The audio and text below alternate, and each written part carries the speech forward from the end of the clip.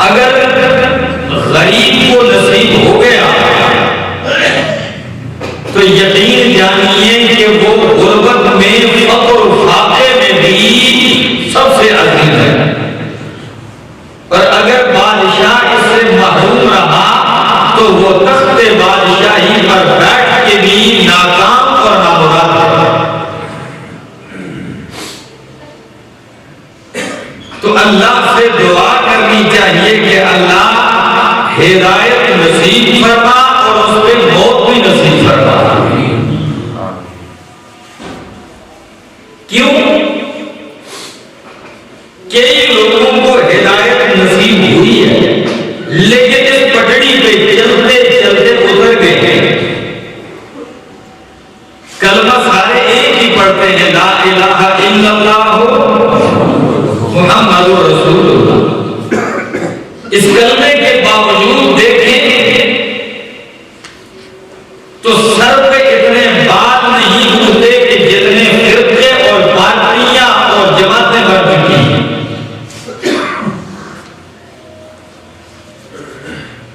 वजह क्या है? इस इकामत मुश्किल है। तो हम मांगते हैं कि अल्लाह हमें हिदायत पे क्या अता फरमा। मुल्ला अली कारी रहमतुल्लाह ने बड़ा प्यारा जुमला लिखा है।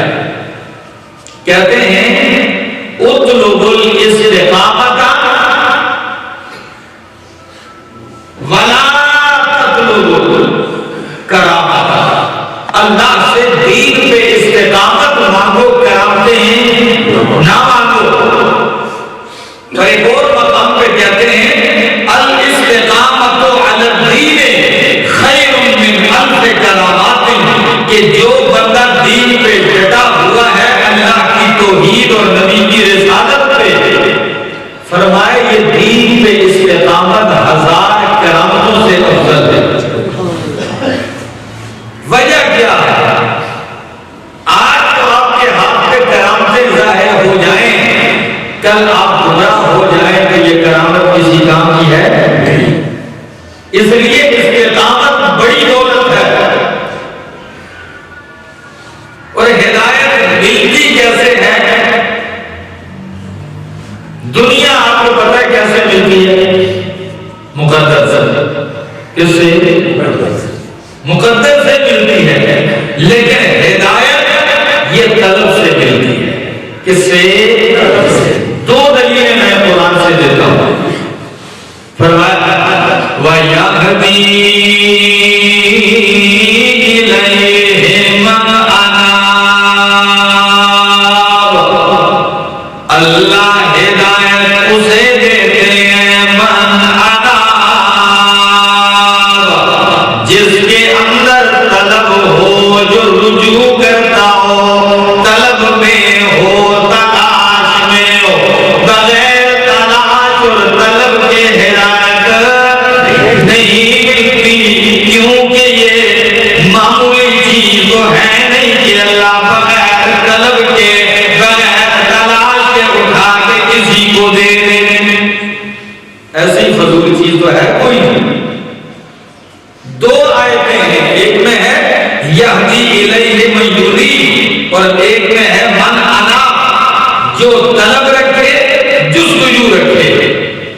इस पे आपके सामने मैं इंशाअल्लाह, क्योंकि मैंने आपसे वादा किया था जंगे अहज़ाब वाले दिन जब वो जुम्मा पढ़ा रहा था तो ग़ज़वा-ए खंदक जिसको कहते हैं, जिसमें मदीने के इर्द-गिर्द खंदक खोदी गई, ये खंदक जिस सहाबी रसूल की राय पे खोदी गई उनका नाम क्या था? सलमान फारसी रज़ियल्लाहु ताला। तो इनका तारुफ आपके सामने आज इनकी सीरत और इस उन्वान पे कि किस तरह इनको हिदायत नसीब हुई और कितनी तलब के बाद जाके नसीब हुई। वैसे मुअर्रिखीन का इख्तिलाफ है हजरत सलमान फारसी रज़ियल्लाहु ताला अन्हु की उम्र के बारे में। किसी ने क्या लिखी है, किसी ने क्या, लेकिन एक बात पर सबका इत्तेफाक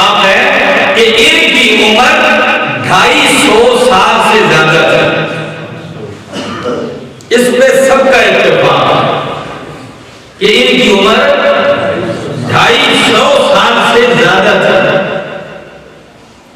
एक ने 300 साल तक की लिखी। फारस में, ईरान के अंदर पैदा हुए बड़े अमीर तरीन घराने में बाप जिम्मेदार था। कहते हैं बाप ने मुझे भेजा जमींदारी को देखने के लिए, और हम मजहबन क्या थे? आतिश परस्त, आग के पुजारी। बाप इतनी मोहब्बत करते थे कि लड़कियों की तरह घर में पालते थे कि बाहर निकले ना, नजरों से गायब ना हो। कहते हैं कि बिल आखिर बाप ने मुझे वक्फ कर दिया कि जी आतिश गता है, आतिश परस्तों का जो इबादत खाना है, उस आतिश कदे के अंदर हर वक्त में आग जलाता था। और वालिद कहता है कि आग को बुझने मुशरिक की अकल देखो कहां होती है कि जिसको मैं जलाऊं तो जले, मैं ना जलाऊं तो वो जला ना सके, लेकिन फिर भी उसको अपना माबूद समझते थे। जो अपनी बका में तेरा मोहताज हो वो तेरा माबूद बन सकता नहीं है। लेकिन अफसोस है मुशरिक की अकल नहीं होती। कहते एक दिन चला गया खेतियों की तरफ, रास्ते में आते हुए एक इबादत खाना देखा ईसाइयों का। वो नमाज पढ़ रहे थे। उस वक्त ईसाइयों का दीन दीन हक था, इस्लाम से पहले की बात है। कहते हैं उनकी इबादत देखी, मैं इतना मुतासिर हुआ, मैंने कहा या अल्लाह यही तेरा दीन हक लगता है, क्योंकि मुझे इनकी नमाज में सुकून महसूस हुआ। पढ़ी नहीं, खाली देखा उनको सुकून आया। आज हम भी टकरे मारते हैं, सुकून आता है? कहां आता है? इसलिए कि हमारी नमाज बनी नहीं है। जिस दिन ये नमाज बन गई, उस वक्त इसमें सुकून कितना आएगा ये आपको अंदाजा चलेगा। फरमाया घर आ गए, कहने लगे भाईजान आज मैंने बड़ा अजीब नजारा किया है। ईसाइयों का बहुत बड़ा इबादत खाना मैंने देखा है। मुझे उनका दीन पसंद आ गया, वो दीन हक। अब्बा जान आग की तरह जल के सुख लाल हो गए। कहने लगे लाला ए बेटा, वो दीन हक नहीं है, दीन हक वो है जिसे तेरा बाप दादा चलते हैं। जमाने से देखते आओ, मुशरिक की सबसे बड़ी दलील यही है कि भाई क्यों करते हो, कुछ लोग दादा करते हो, बस ये उनकी दलील है। तेरे बाप दादा का दीन दीने हक है, लेकिन कहते मैंने कहा कसम है ये दीन हक नहीं है, दीन हक वही है, दीन हक वही है ईसाइयों का। बस ये बात सुननी थी तो घर बदल गया। वो सुकून, वो प्यार, वो मोहब्बतें खत्म, दुश्मनियां शुरू हो गई। बाप ने मारा और एक घर में पांव में बेड़ियां डाल दी, कैद कर दिया। कई महीने गुजर गए, घर के अंदर पाबंद सलासल होके जिंदगी गुजारा। लेकिन कोई पूछने आया, मैंने पैगाम भेजा वो ईसाइयों की तरफ। मैंने कहा मेरे बाप भी कहीं चक्कर लगा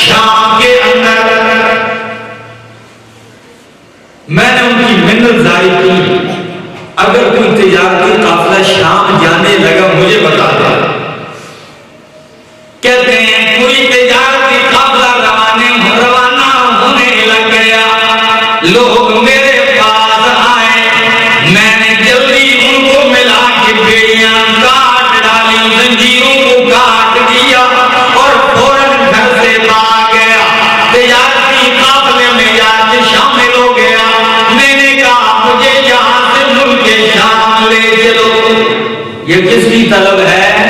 हक की और हिदायत की। किसकी? हाँ, अगर आपको मुफ्त में मिल रहा है तो शुक्र अदा करो।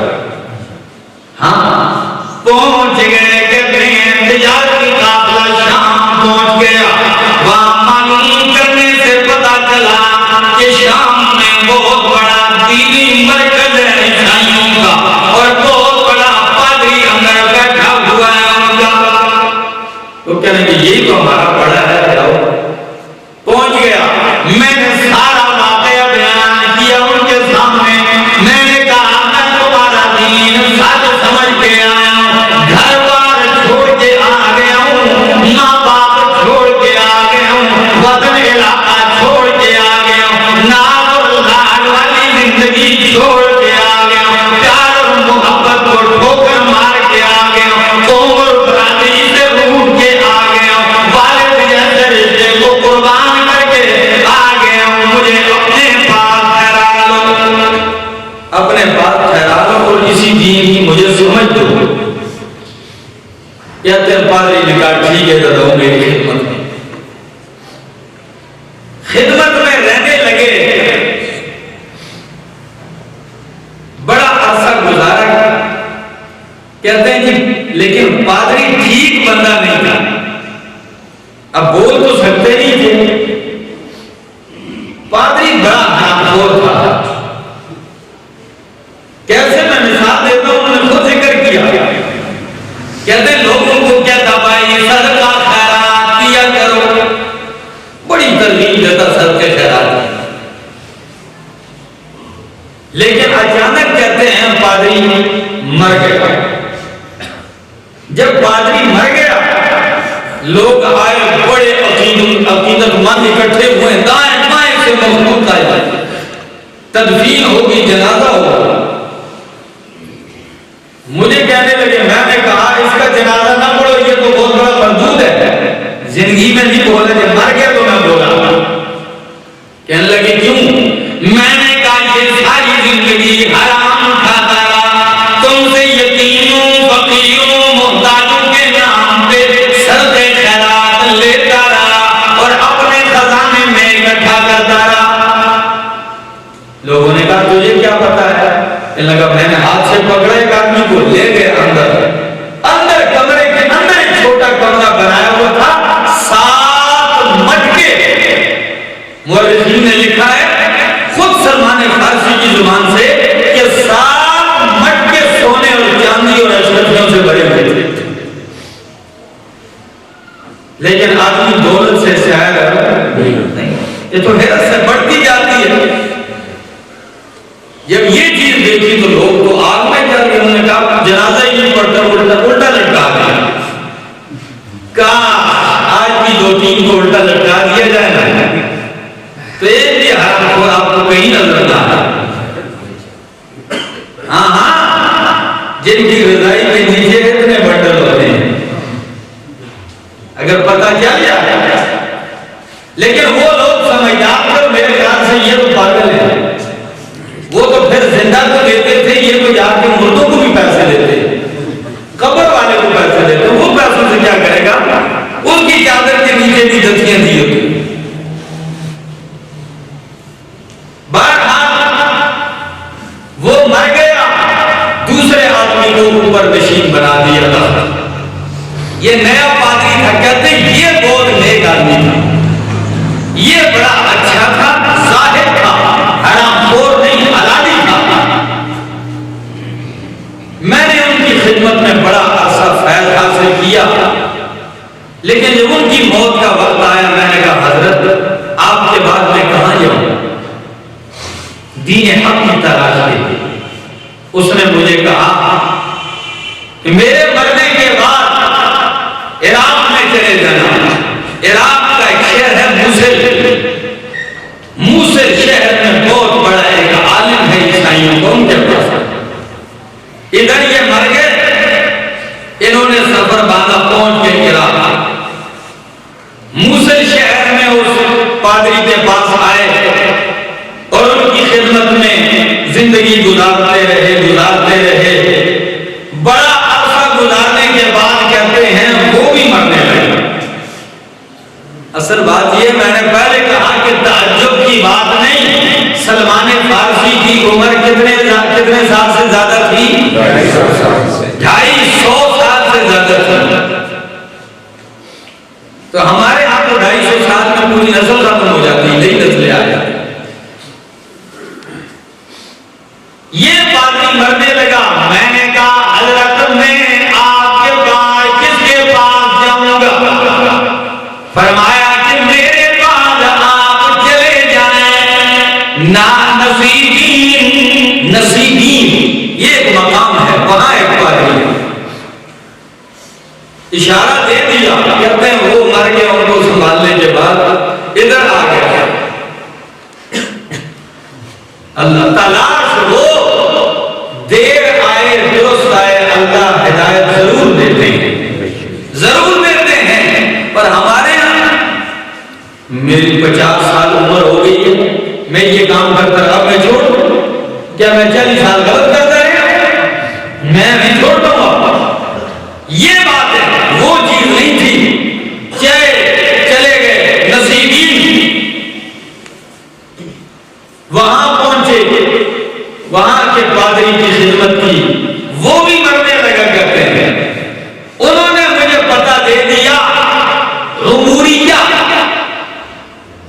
एक इलाका है, वहां पहुंच जाना। कहते हैं ये मेरा आखिरी पादरी था जब इसके पास आया। बड़ा अरसा इसकी खिदमत करने के बाद जब ये मरने लगा, मैंने कहा मुझे क्या वसीयत है आपके बाद मैं कहां जाऊं, किससे जाके दीने हक समझूं और कौन से दीन पे जिंदगी गुजारूं? ये मरने वाला कहने लगा, अब अल्लाह की कसम है मेरी नजर में कोई ईसाई आलिम हक पे नहीं रहा। मौलवी भी बिगड़ गए हैं, आवाम भी बिगड़ गई है, दीन गरम हो गया है। अब हमारे मौलवी भी हक पर नहीं है, आवाम भी बिगड़ गई, होता रहा है ऐसा। अब मैं आपको कोई नहीं बता सकता हूं। हाँ, इतनी बात जरूर है कि मेरी जिंदगी का चराग तो बुझ रहा है, लेकिन है लड़के, अरब के अंदर एक नबी आखिर ज़मान आने वाला है। उनके आने का वक्त हमारी किताब के मुताबिक करीब हो चुका है। आप ऐसे करें, अगर वहां पहुंच सकते हैं तो जिस तरह मुमकिन हो पहुंच जाए, जैसे हो सके वहां क्या हो जाए, पहुंच जाए। अभी बड़े फासले हैं, एक बेसरो सामान आदमी कैसे पहुंचेगा? कहने लगा, मैंने कहा निशानी क्या होगी? कहने लगा आखिरी नबी जिस इलाके की तरफ हिजरत करेगा वो हिजरत वाली जगह खजूरों की सरजमीन होगी। इसकी नखलिस्तान होगा, खजूरें ही खजूरें होंगी और उस बस्ती के दोनों के नाम की तरफ पथरीली जमीन होगी।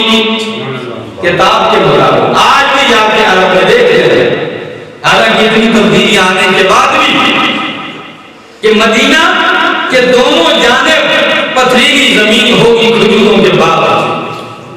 कहते हैं बस अंदर तड़प पैदा होगी, अब जाऊं तो कैसे जाऊं? कहते मैंने जल्दी तैयारत की, गायें बकरियां मैंने कमा ली। एक काफिला जाने लगा अरब। अल्लाह, मैंने उनकी मिन्नत जारी की, मैंने कहा मुझे वहां तक पहुंचा दो, ये मेरी बकरियां गाय सब कुछ तुम्हारा। उन्होंने कहा ठीक है, हक के लिए अगर सब कुछ चला भी जाए तो कोई परवाह नहीं है। कहते हैं बकरियां गाय दे दी, काफिले के साथ हो लिया, काफिला रवाना है, चलते चलते, लेकिन काफिले वालों ने जब मुझे उम्मुल कुरा पहुंचाया, उम्मुल कुरा अरब की बस्ती में जब मुझे पहुंचाया, तो उन जालिमों ने मेरे साथ जुल्म ये किया कि था तुम्हें आजाद आदमी, लेकिन वहां यहूदियों के हाथ से मुझे गुलाम जाहिर करके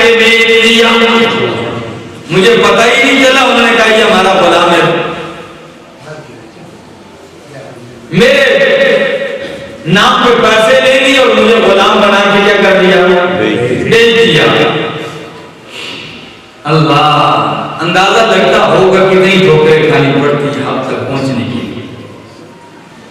पहुंचा, लेकिन अफसोस जो गुलामी में बदल गई वो अयाशियां, वो मजे, वो लाड, वो प्यार, वो वालिदैन की शफ़क़त की नजरें, सब कुछ चला गया। लेकिन हक की तलाश वाला जज्बा खत्म अब भी है। कहने लगे गुलामी की जिंदगी गुजारते गुजारते मैं 10 आकाओं के हाथों में बिका हूं। कितने? 10 आदमियों के हाथों में बिकते बिकते बिकते एक मदीने के यहूदी ने मुझे खरीद लिया। कहते जब मदीने के अंदर पहुंचा मेरी नजर जैसे पड़ी तो मैंने कहा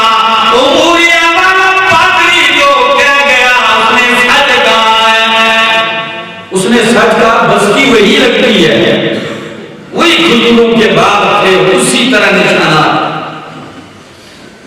लेकिन गुलाम था, बाग में खिदमत करने लग गया उसके खजूरों के बाग में। ये मदीने से थोड़ा सा साइड पे शहर से हट के था। कहते एक दिन खजूर काट रहा था, ऊपर चला हुआ खजूर के दरख्त पे, मेरा आका नीचे बैठा हुआ खजूर के दरख्त के नीचे। इतने में मेरे आका जो मालिक है इसका चचाजाद भाई आया हुआ है और आते ही एकदम कहने लगा अल्लाह मदीने वाले अंसार को तबाह हो बर्बाद करे।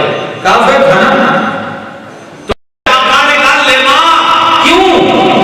कहने लगा कि जी एक शख्स आया है मक्के से, कुबा में बैठा है और सारे लोग उसके इर्द गिर्द जमा है और उसकी इज्जत और तकरीम कर रहे हैं और वो शख्स दावा कर रहा है कि मैं नबी हूं। जब ये खबर पहुंची कहते मैंने ऊपर दरख्त के ऊपर सुनी, खुद कहते हैं मुस्नद अहमद में और तमाम हदीसों की किताबों में भी वाक़या बड़ी तफसील के साथ कहते हैं जैसे ही मेरे कानों में नबी करीम का नाम पड़ा मेरे ऊपर जो है बेहोशी के आसार तारी हो गए। कब कभी तारी हो गई कि जिसके लिए इतनी जगहों में पिसला पिसला पिसला इतनी जगह की ठोकरें खाता खाता आया हूं। कहते बस गिरने ही वाला था, जल्दी से नीचे उतरा और फौरन आका के पास आया कि जी आपने किसकी बात की है? बस मेरे पूछने की देर थी, उसने इतने जोर से मारा तमाचा मेरे मुंह पे और जोर से मारने के बाद का तब हो जा अपना काम कर, तेरा क्या काम है इसे? कहते हैं बस चुप हुआ, असर का वक्त है, उनसे इजाजत चाहिए कि मैं कुछ काम के लिए जाता हूं। इजाजत मिली, थोड़े से पैसे थे, उस पादरी ने मुझे 3 निशानियां और भी बताई थी। एक ये कि वो आखिरी नबी जो होगा सदका नहीं खाएगा, सदके का माल नहीं खाएगा, ज़कात नहीं लेगा। और दूसरी निशानी ये है कि वो हदिया तोहफा खाएगा खुशी से। और तीसरी निशानी ये है कि उनके दोनों शानों के दरमियान मोहरे नबूवत होगी, इन दोनों शानों के दरमियान मोहरे नबूवत लगी। कहते हैं बस मैंने थोड़ी सी खजूरें ली और दौड़ते दौड़ते कुबा में आ गया। जब कुबा में आया नबी करीम बड़े प्यार से मुझे मिले, बड़े आला अखलाक के साथ मुझे बैठाया। मैंने उनके सामने खजूरें रख दी। नबी करीम पूछने लगे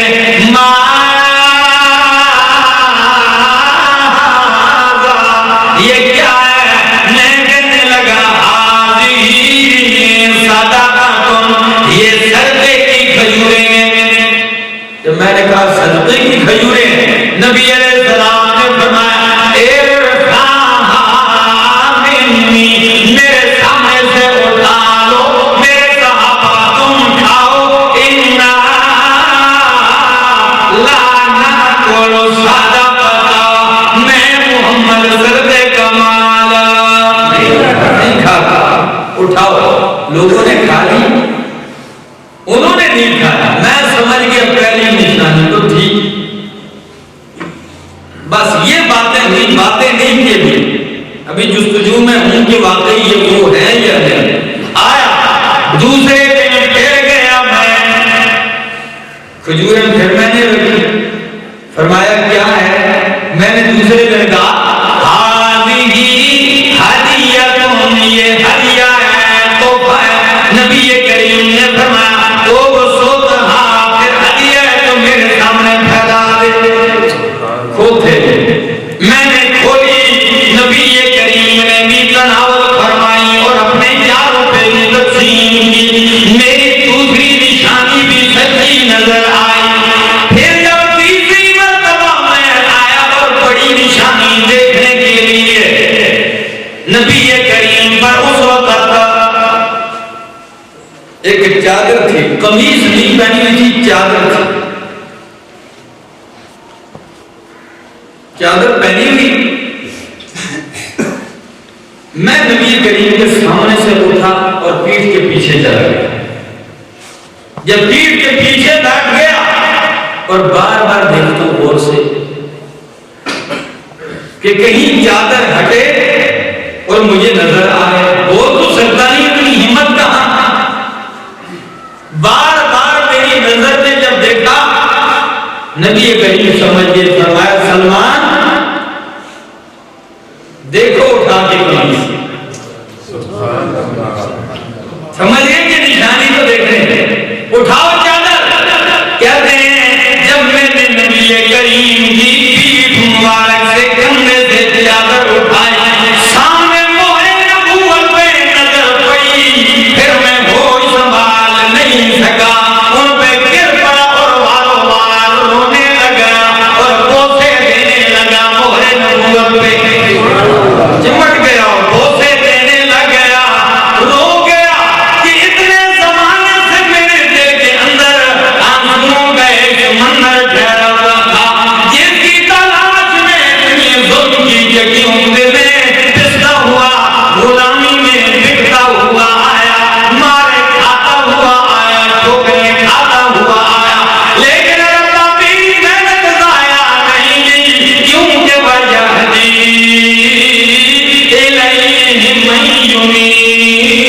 जिसके अंदर तलब हो अल्लाह उसे हिदायत जरूर देते हैं। कहते हैं बस ये बात थी। नबी करीम ने फरमाया सलमान मेरे सामने आओ। जब मैं सामने आया फरमाया सलमान अब तो बोलना अशहदु अल्ला इलाहा इल्लल्लाह व अशहदु अन्ना मुहम्मदन अब्दुहु व रसूलुहु। कहते हैं कलमा पढ़ाया और मैंने कलमा पढ़ लिया। जब कलमा पढ़ा उस वक्त नबी करीम ने मुसलमान होने के बाद तफसीर पूछी क्या क्या पढ़े। मैंने कहा अल्लाह के रसूल मैं तो गुलाम हूं। सारा वाक़या जो मैंने आपको सुनाया सलमान फारसी ने नबी करीम के सामने सुनाया। फिर नबी करीम को इतना पसंद आया, फरमाया मेरे सामने नहीं सहाबा को भी जमा किए, कहा सलमान जरा इनको सुनाओ, इनको सुनाओ जरा। उन्हें भी सुनवाया वो वाक़या। कहा क्या करते हो? मैंने कहा गुलाम हूं, हकीकतन गुलाम नहीं हूं, लेकिन ये जुल्म हुआ है। फरमाया जाओ अपने आका से कहो कि मुझसे पैसे ले लो और मुझे क्या कर दो। इसको कहते हैं मुकातबत, कि आपका आका जो है वो क्या मुतालबा करता है आजाद करने के लिए, क्या चाहता है।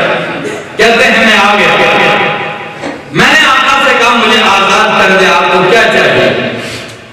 वो कहने लगा दो शर्तें हैं आजाद करूंगा। पहली शर्त ये है कि 300 खजूरों के दरख्त लगा। कितने दरख्त? 300 खजूरों के दरख्त लगा और दरख्त खाली नहीं, जब उन पे फल आएगा उसके बाद मैं आपको आजाद कर दूंगा। और दूसरी शर्त ये 40 उकिया सोना लेते हैं। ये हमारे यहाँ एक शेर बनता है, एक शेर और 6 छटान मेरे ख्याल बनते हैं जी। इतना सोना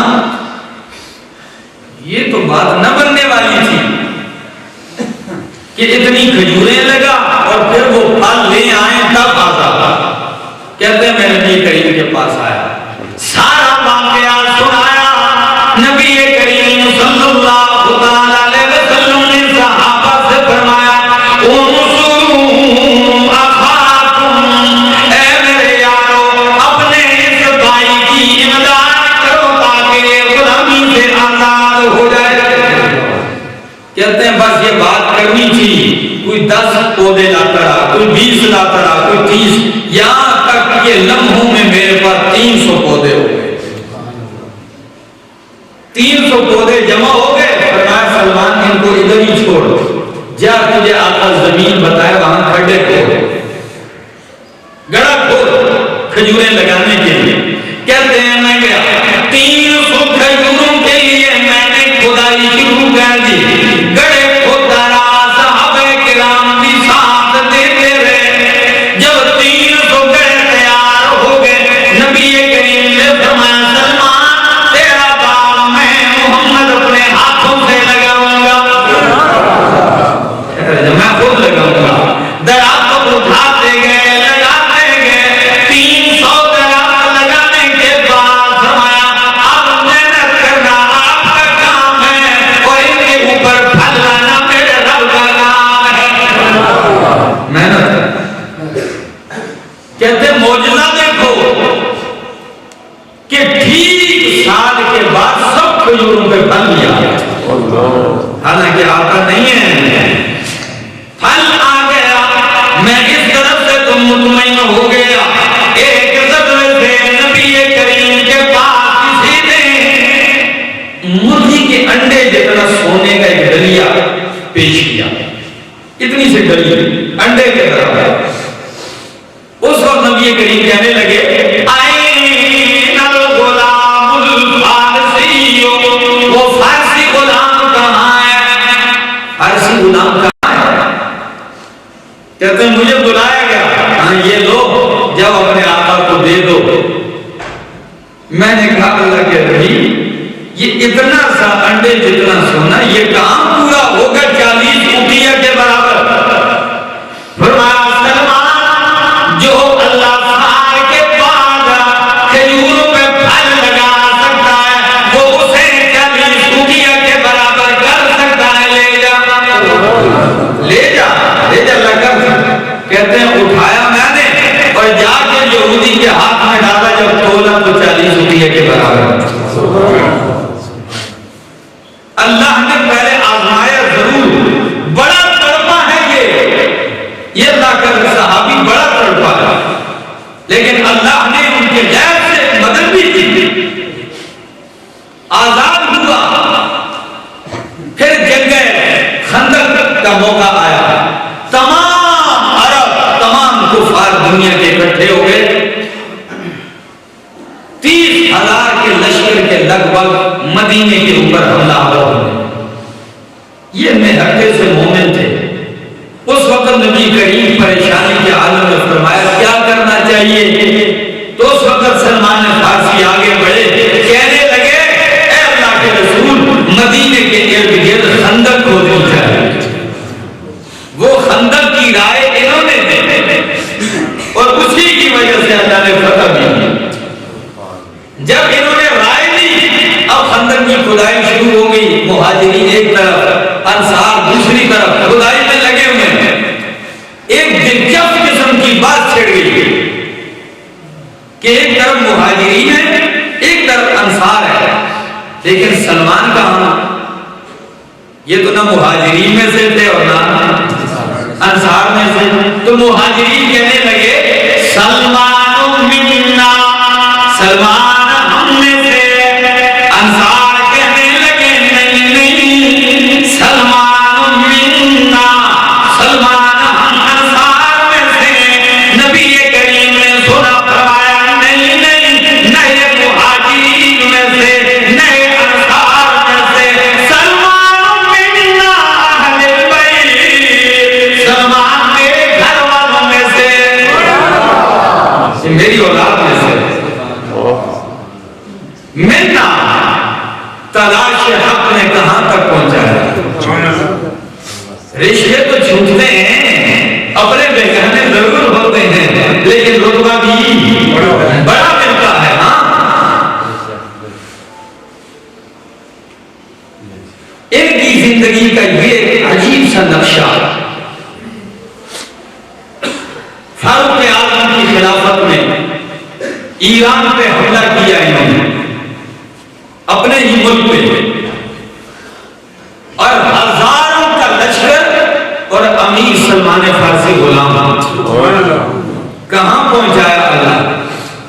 कहने लगे, तिर्मिज़ी ने नकल किया कि जब हमला करने लगे तो सबसे पहले कहने लगे, हमले से पहले मैं थोड़ी सी तकरीर कर दूं इनको। कहा बोले, उठे बयान करने लगे, कहने लगे, ऐ ईरान वाले लोगों, मैं भी ईरानी था, मैं भी तुम्हारी कौम से, ये मेरा वतन था, लेकिन इस्लाम ने मुझे, ईमान ने मुझे इतना बुलंद कर दिया कि मुझे अरब का भी अमीर बना दिया। तुम भी मान लो। उन्होंने ना माना, फरमाया अब हमला कर। हमला किया और ईरान को भी फतह कर दिया। फिर इन्होंने मदाइन के अंदर अपनी ये करार की जगह बना ली कि मैं इधर ही कर, बस उसी जगह को पसंद कर लिया मदाइन में। कहते हैं फारूक आजम के जमाने में भी और हजरत उस्मान रज़ी अल्लाह तआला अन्हु के जमाने में इनकी वफात हुई। हजरत उस्मान रज़ी अल्लाह तआला अन्हु की खिलाफत में इनकी वफात हुई। मदाइन का गवर्नर भी बना दिया। जब गवर्नर बन गए, इंसान दौलत कहते हैं हाथों की मेल है, आती जाती है, बंदे को अपनी असलियत नहीं भूलनी चाहिए। बंदे के अंदर आजिज़ी जरूरी चीज है। गवर्नर बने हैं, लेकिन हालत क्या है, सड़कों पे घूम रहे हैं ताकत। मदाइन के अंदर एक ताजर आया, देखते हैं कि वक्त है कोई दोपहर का, ये सड़क पे घूम रहे हैं गवर्नर। उन्होंने समझा कोई मजदूर है, कहने लगे बाबा जी ये गठरी उठा के ले जाओ, जितने पैसे हुए दे दूंगा। बात नहीं की, फौरन उठे और गठरी उठा के कंधे पे रख ली और रवाना हो गए। ये ताजर पीछे और सलमान फारसी अपने वक्त के गवर्नर गठरी उठाए आगे आगे आगे। जब लोगों ने देखा कि गवर्नर साहब के ऊपर तो गठरी और ताजर साहब पीछे जा रहे हैं, किसी ने बताया ओ ताजर, तुझे पता भी है कि ये यहाँ का गवर्नर है, तूने इसे मजदूर समझ लिया है। ये उस पे हालत तो कभी तारी होगी, मेरी तो ख्याल नहीं है।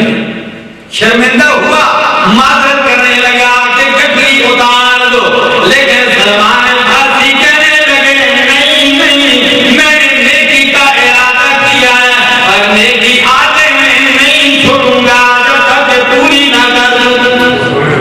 पैसों के लिए नहीं उठा के लेके जा रहा हूं, ये नेकी थी और मैं इसे पूरा करके रहूंगा।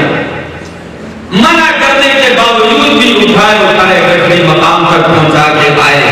ये थे वो अजीम सहाबी रसूल सलमान फारसी रज़ी अल्लाह तआला अन्हु। एक शख्स ने आके कहा, हजरत मैं आपके लिए मकान बनाना चाहता हूं। कहने लगे कैसा मकान? क्योंकि मालूम तो सबको था कि ये बड़े सख्त मिजाज है। कहने लगे कैसा मिजाज, कैसा मकान? कहने लगे जी सलमान फारसी साहब, ऐसा मकान आपके लिए बनाना चाहता हूं कि आप उठें तो सर लगे, लेटे तो पांव टकराए। कहते हैं खुदा की कसम ऐसे लगता है जैसे तू मेरे दिल में रहता हो, ऐसे लगता है तू मेरे दिल में रहता हो कि तूने मेरे दिल की बात कर दी। ऐसी दुनिया से बेरगती भी, दौलत तो उनके पांव में खुदा ने इकट्ठी कर दी थी, दौलत तो सारी उनकी कदमों में आ गई, लेकिन अपनी असलियत और अपना जो वकार है वो उन्होंने खत्म नहीं किया। मदाइन जी के अंदर उनकी वफात का वक्त आया, जब फौत हुए, आज भी उनकी कब्र पे नबी करीम का ये इरशाद लिखा हुआ सलमान मिन्ना आदिल है। आज भी एक आलिम कहने लगे कि मैं उनकी खबर पर गया और मैंने उनकी खबर पे आज भी ये जुमला लिखा हुआ देखा है कि सलमान मिन्ना आदिल है। कहां से उठाया कहां तक पहुंचाया, ये किस चीज ने? पैसे ने? बोलो। और किस चीज की तलाश में? हक की तलाश में। मेरे अजीजों, अगर आपको हक नजर आ रहा है और आपको सुनने के लिए मौका अल्लाह ने दिया है तो यकीन जानो, गनीमत समझो, इसे गनीमत जान लो। कुरान की आवाज पे मर बैठने के लिए तैयार रहो, अपनी जिंदगी इसके लिए वक्त कर दो। हमें अल्लाह ने घर के अंदर गोद में कलमा नसीब कर दिया है और आप यहाँ कुरान की सदाएं गूंजती हैं। इसलिए कल ये उज़र नहीं चलेगा, मुझे पता नहीं था, ये उज़र नहीं चलेगा।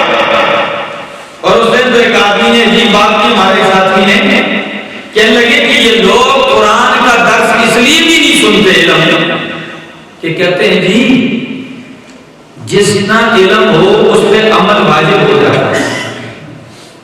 तो अब अगर कुरान का इतना इल्म आएगा तो अमल भी ज्यादा करना पड़ेगा, लिहाजा जाहिल करो। फलसफा देखो, क्यों कि इल्म आएगा तो फिर अमल करना पड़ेगा, लिहाजा इल्म सीखो ही। और कहते हैं क़यामत के दिन उस चीज के बारे में पूछा जाएगा जिसका पता होगा। हम कहे ये पता ही नहीं, हमें पता ही नहीं। जिसका पता नहीं होगा तो उसके बारे में पूछो। मैंने कहा ये कहां का फलसफा तूने घड़ लिया है, ये तो बड़ी आसान सी बात है।